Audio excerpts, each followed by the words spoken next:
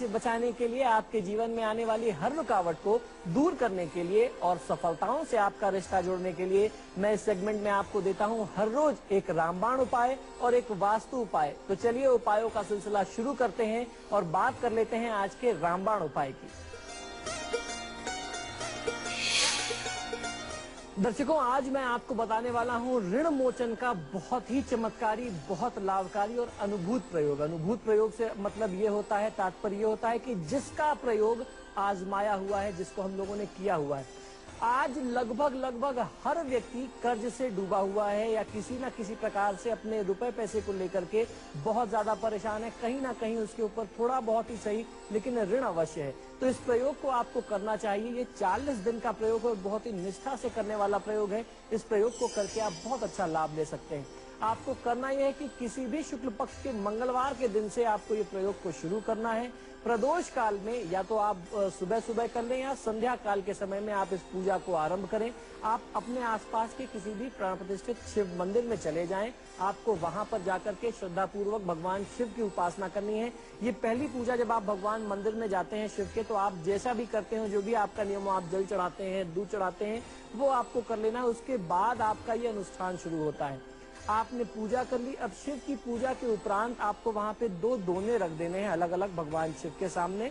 एक दोने में यानी बाएं हाथ वाले दोने में 108 बिल्व पत्र यानी बेल के पत्र ले लीजिए और उस पे पीले चंदन से प्रत्येक बिल्व पत्र पर ओम नमः शिवाय आप लिख करके वहां रख दीजिए, जो आपने बाएं हाथ की तरफ दोना रखा था।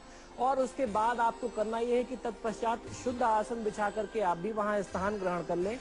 एक बिल्व पत्र अपनी दाहिने हाथ में लें और आपको जो मैं मंत्र बताने वाला हूं, ये मंत्र बहुत ही चमत्कारी है।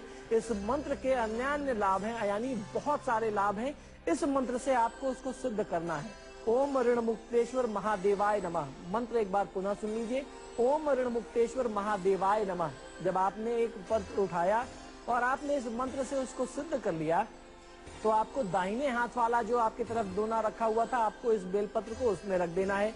ऐसा आपको जो आपने 108 बेलपत्र रखे उसको करना है। आपने यहाँ से उठाया, मंत्र का जाप किया और दूसरी तरफ रख दिया।